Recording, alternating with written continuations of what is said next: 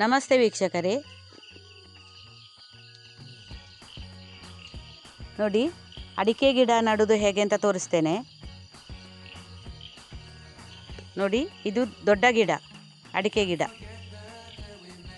ಈಗ ಚಿಕ್ಕ ಸಸಿ ಹೇಗೆ ನಡುವುದು ಅಂತ ತೋರಿಸ್ತೇವೆ. ನೋಡಿ, ದೊಡ್ಡ ಗಿಡದಿಂದ ಇನ್ನೊಂದು ಗಿಡಕ್ಕೆ 10 ಫೀಟು ಉದ್ದ ಬೇಕು. ಗುಂಡಿ ತೆಗೆಯುವಾಗ 2 ಫೀಟ್ ಉದ್ದ, 2.5 ಫೀಟ್ ಅಗಲ, ಹೀಗೆ ಗುಂಡಿ ತೆಗಿಬೇಕು. ನೋಡಿ, ನಾವು ನರ್ಸರಿಯಿಂದ ಚಿಕ್ಕ ಗಿಡಗಳನ್ನು ತಂದಿದ್ದೇವೆ, ಚಿಕ್ಕ ಸಸಿ ತಂದಿದ್ದೇವೆ. ನೋಡಿ, ಒಂದು ಗಿಡಕ್ಕೆ 20 ರೂಪಾಯಿ. 300 ಗಿಡ ತಂದಿದ್ದೇವೆ. ಇಂಟರ್ ಮಂಗಳ ಮತ್ತು ಮೋಹಿತ್ ನಗರ ಅಂಥೇಳಿ 2 ತಳಿ ತಂದಿದ್ದೇವೆ ಈಗ ನಾವು. ನೋಡಿ,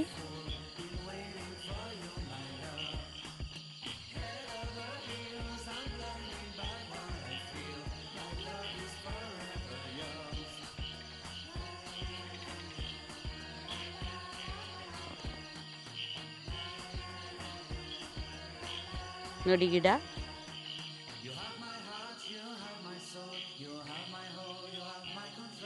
ಈಗ ಮಂಡಲ ಪಂಚಾಯಿತಿಯಿಂದ ಎಲ್ಲ ಸಸಿ ನೆಡಲಿಕ್ಕೆ ದುಡ್ಡು ಕೊಡ್ತಾರೆ. ಉದ್ಯೋಗ ಖಾತ್ರಿ ಅಂತೇಳಿ ಬಂದಿದೆ.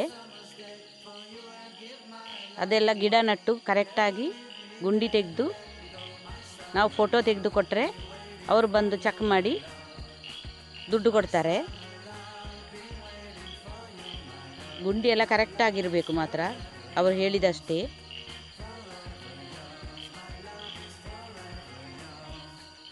ನೋಡಿ, ಗಿಡದ ಗುಂಡಿ ಎಲ್ಲ ಕರೆಕ್ಟ್ ಆಗಿದೆ ಈಗ. ನೋಡಿ,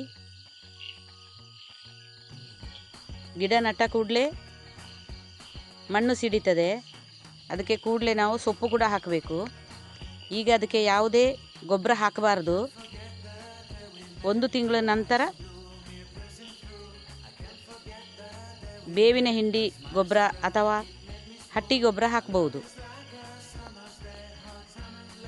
ಈಗ ಗುಂಡಿಯಲ್ಲೆಲ್ಲ ನೀರು ತುಂಬಿದೆ, ಮಳೆ ಬಂದಿದೆ ರಾತ್ರಿ. ಈಗ ನೀರು ತೆಗೆದು ಮತ್ತೆ ಗುಂಡಿಯಲ್ಲಿ ಗಿಡ ಹಾಕಬೇಕಷ್ಟೇ. ನೋಡಿ, ನೀರು ತುಂಬಿದೆ.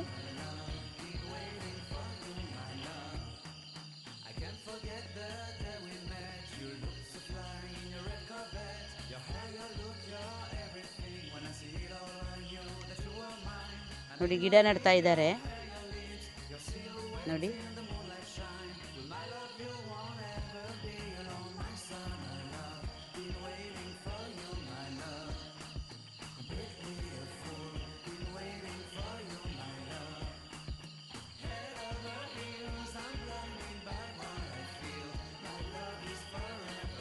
ಹಾರೆಗೆಲ್ಲ ತುಂಬ ಮಣ್ಣು ಹಿಡಿದಿದೆ ಮಳೆ ಬಂದ ಕಾರಣ.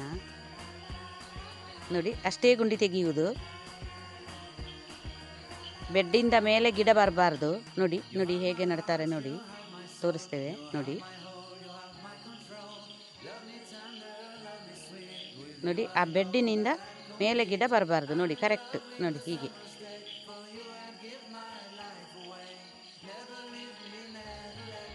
ನೋಡಿ,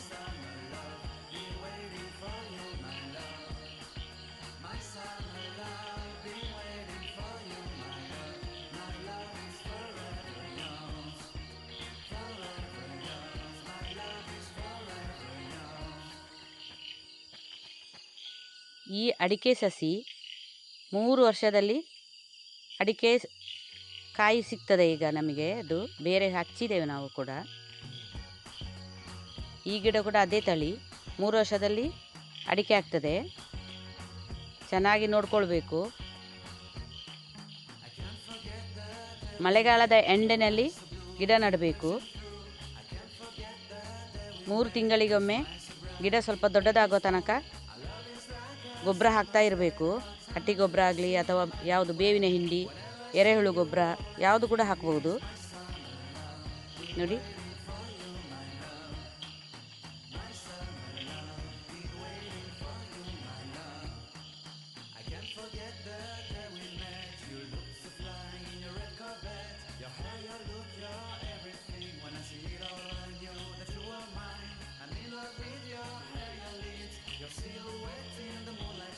ಸ್ಪ್ರಿಂಕ್ಲರ್ ಮುಖಾಂತರ ಇದಕ್ಕೆ ನೀರು ಹಾಕ್ಬೋದು ಬೇಸಿಗೆಗಾಲದಲ್ಲಿ.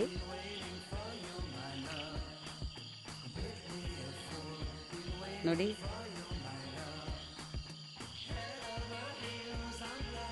ಒಂದು ಗಿಡದಿಂದ ಇನ್ನೊಂದು ಗಿಡಕ್ಕೆ 10 ಫೀಟ್ ಉದ್ದಕ್ಕೆ ಬೇಕು. ಇದೀಗ ಮಧ್ಯ ಗಿಡ ಹಾಕ್ತಾ ಇರೋದು, 2 ಗಿಡದ ಮಧ್ಯ. ನೋಡಿ, ಈಗ ಸೊಪ್ಪು ಕೂಡ ಹಾಕ್ತಾ ಇದ್ದಾರೆ. ಗಿಡ ನೆಟ್ಟಾಗಿ ಕೂಡಲೇ ಸೊಪ್ಪು ಕೂಡ ಹಾಕಬೇಕು. ಯಾಕೆಂದರೆ ಅದಕ್ಕೆ ಮಣ್ಣು ಸಿಡಿತದೆ, ಇಲ್ಲದಿದ್ದರೆ ಗಿಡ ಹಾಳಾಗ್ತದೆ ಮಣ್ಣು ಸಿಡಿದ್ರೆ. ಹಾಗೆ ನೋಡಿ, ಸ್ವಲ್ಪ ಸ್ವಲ್ಪ ಸೊಪ್ಪು, ಹಸಿ ಸೊಪ್ಪು ಹಾಕ್ತಾ ಇದ್ದಾರೆ ನೋಡಿ.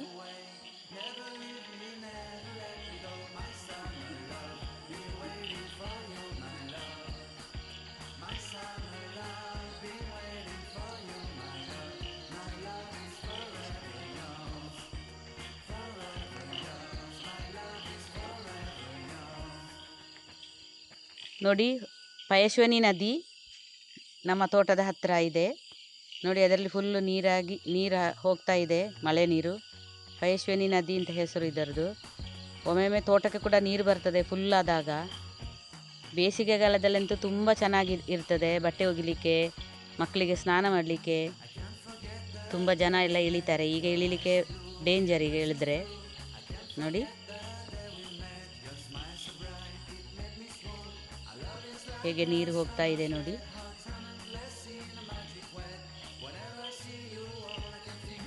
ಪಯಸ್ವಿನಿ ಹೊಳೆ.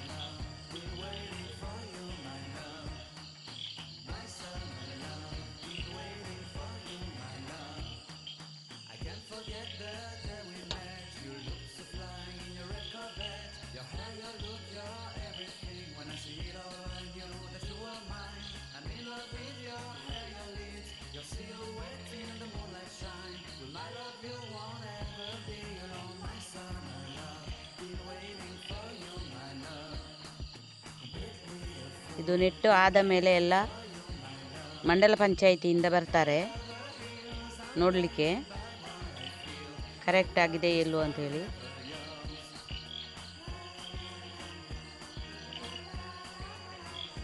ನೋಡಿ, ಕರಿಮೆಣಸಿನ ಗಿಡ ಇದೆ, ಕೊಕ್ಕೋ ಗಿಡ ಇದೆ, ಮ್ಯಾಂಗೋ ಗಿಡ ಇದೆ, ಬಾಳೆ ಗಿಡ ಹಾಕಿದ್ದೇವೆ. ಬಾಳೆ ಗಿಡ ತುಂಬ ಬೇರೆ ಬೇರೆ ಟೈಪ್ ಇದು ಹಾಕಿದ್ದೇವೆ. ಕದಳಿ ಬಾಳೆ, ಮೈಸೂರು ಬಾಳೆ, ಹೀಗೆ ವೆರೈಟಿ ತುಂಬ ಇದೆ. ಬೇರೆ ಬೇರೆ ಗಿಡ ಹಾಕಿದ್ದೇವೆ. ಜಮ್ನೇರಳೆ ಗಿಡ, ಸೀತಾಫಲ ಗಿಡ, ಪಪ್ಪಾಯಿ ಗಿಡ, ಪೇರಳೆ ಎಲ್ಲ ಗಿಡ ಹಾಕಿದ್ದೇವೆ ತೋಟದ ಸೈಡಲ್ಲಿ.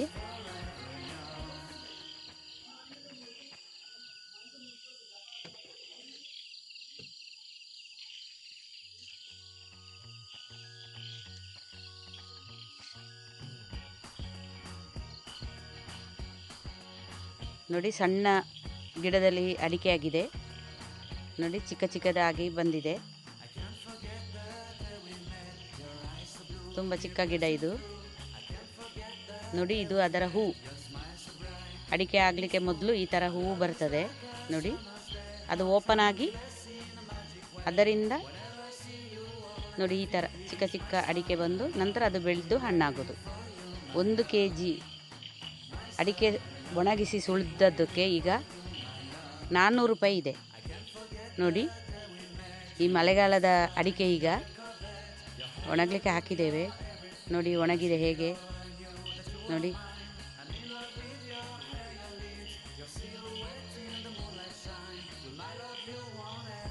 ಅಡಿಕೆ ಈಗ ಮಳೆಗಾಲದ್ದು. ಬಿಸಿಲು ಬರುವಾಗ ಅದನ್ನು ಬಿಸಿಲಿಗೆ ಹಾಕಿದರೆ ಚೆಂದ ಒಣಗ್ತದೆ. ಈ ವಿಡಿಯೋ ನಿಮಗೆ ಇಷ್ಟ ಆದರೆ ಲೈಕ್ ಕೊಡಿ. ಧನ್ಯವಾದಗಳು.